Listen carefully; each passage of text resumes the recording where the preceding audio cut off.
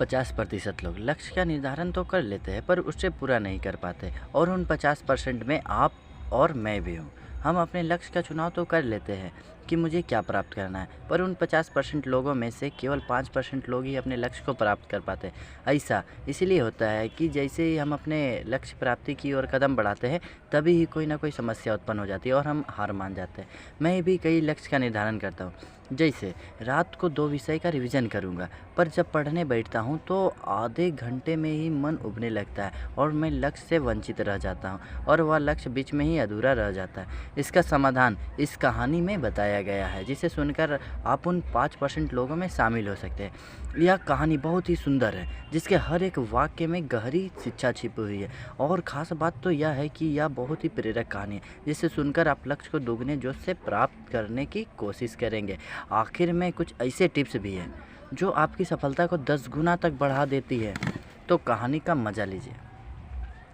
एक बार की बात है, एक निसंतान राजा था। समय के साथ वह बूढ़ा हो चुका था और उसे राज्य के लिए एक योग्य उत्तराधिकारी की चिंता सताने लगी। योग्य उत्तराधिकारी की खोज के लिए राजा ने पूरे राज्य में ढिंढोरा पिटवाया कि अमुक दिन शाम को जो मुझसे मिलने आएगा उसे मैं अपने राज्य का एक हिस्सा दूंगा। राजा के इस निर्णय से राज्य के प्रधानमंत्री ने रोष जताते हुए कहा, महाराज, आपसे बहुत लोग मिलने आएंगे और यदि आप सभी को कुछ उनका भाग देते जाएंगे, राज्य का भाग देते जाएंगे तो टुकड़े टुकड़े हो जाएंगे राज्य का। ऐसा अव्यवहारिक कार्य ना करें।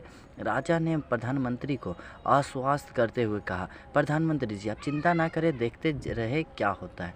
निश्चित दिन जब सबको मिलना था, राजमहल के बगीचे में राजा ने एक विशाल मेले का आयोजन किया। मेले में नाच गाने और शराब की महफिल जमी थी। खाने के लिए अनेक स्वादिष्ट पदार्थ भी थे।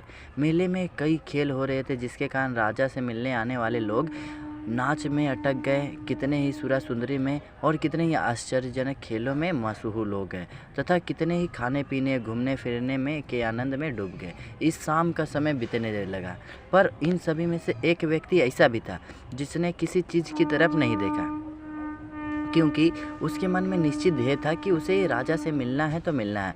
इसीलिए वह बगीचा पार करके सीधे राजमहल के दरवाजे पर पहुंच गया, पर वहां खुली तलवार लेकर 2 चौकीदार खड़े थे। उन्होंने उसे रोका, पर वह कहां रुकने वाला था। उनके रोकने को अनदेखा करके और चौकीदार को धक्का मारकर वह दौड़कर राजमहल के अंदर चला गया, क्योंकि वह निश्चित समय पर राजा से मिलना चाहता था। अब जैसे ही वह अंदर पहुँचा, राजा उसके सामने ही मिल गए और राजा ने कहा, मेरे राज्य में कोई व्यक्ति तो ऐसा मिला जो किसी प्रलोभन में फंसे बिना अपने ध्येय पर पहुंच गया। तुम्हें मैं आधा नहीं पूरा राजपाट दूंगा, तुम ही मेरे उत्तराधिकारी बनेंगे।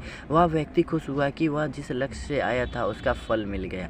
वह बिना किसी रुकावट के चक्कर में आए अपने लक्ष्य को प्राप्त करने में सफल रहा।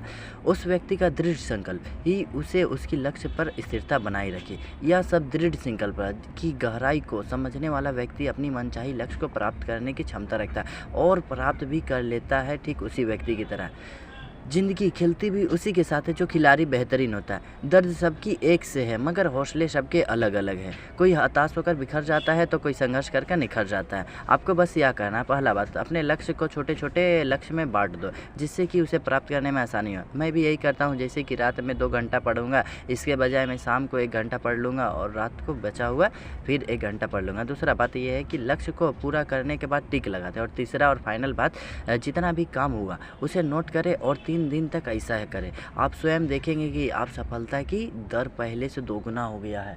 और अगर ये कहानी आपको अच्छा लगा तो वीडियो को लाइक सब्सक्राइब ज़रूर करें। Thank you.